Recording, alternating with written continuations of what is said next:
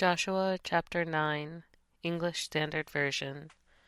As soon as all the kings who were beyond the Jordan in the hill country and in the lowland all along the coast of the great sea toward Lebanon, the Hittites, the Amorites, the Canaanites, the Perizzites, the Hivites, and the Jebusites, heard of this, they gathered together as one to fight against Joshua and Israel. But when the inhabitants of Gibeon heard what Joshua had done to Jericho and to Ai, they on their part acted with cunning, and went and made ready provisions, and took worn-out sacks for their donkeys, and wineskins, worn out and torn and mended, with worn-out, patched sandals on their feet, and worn-out clothes. And all their provisions were dry and crumbly. And they went to Joshua in the camp at Gilgal, and said to him and to the men of Israel, We have come from a distant country, so now make a covenant with us. But the men of Israel said to the Hivites, Perhaps you live among us. Then how can we make a covenant with you? They said to Joshua, We are your servants. And Joshua said to them, Who are you, and where do you come from? They said to him, From a very distant country your servants have come, because of the name of the Lord your God. For we have heard a report of him, and all that he did in Egypt, and all that he did to the 2 kings of the Amorites who were beyond the Jordan, to Sihon the king of Heshbon, and to Og king of Bashan, who lived in Ashtaroth. So our elders and all the inhabitants of our country said to us, Take provisions in your hand for the journey, and go to meet them, and say to them, We are your servants. Come now, make a covenant with us. Here is our bread.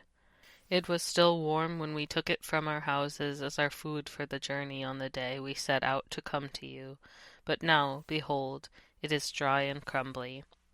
These wineskins were new when we filled them, and behold, they have burst.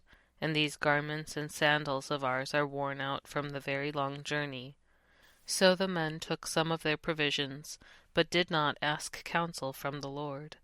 And Joshua made peace with them, and made a covenant with them, to let them live, and the leaders of the congregation swore to them.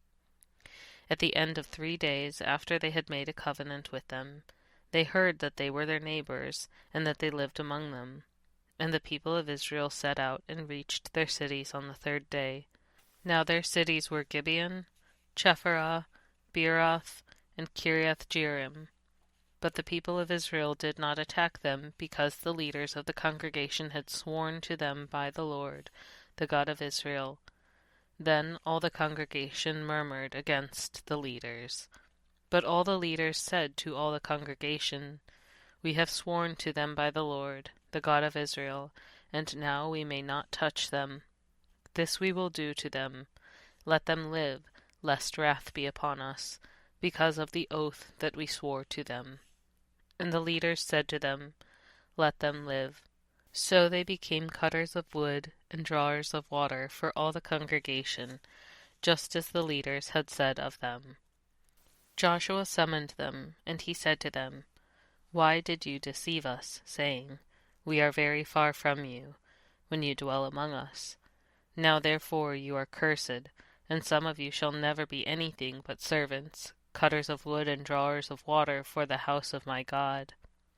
They answered Joshua, Because it was told to your servants for a certainty that the Lord your God had commanded his servant Moses to give you all the land and to destroy all the inhabitants of the land from before you. So we feared greatly for our lives because of you, and did this thing. And now, behold, we are in your hand. Whatever seems good and right in your sight to do to us, do it. So he did this to them, and delivered them out of the hand of the people of Israel, and they did not kill them. But Joshua made them that day cutters of wood and drawers of water for the congregation and for the altar of the Lord, to this day, in the place that he should choose.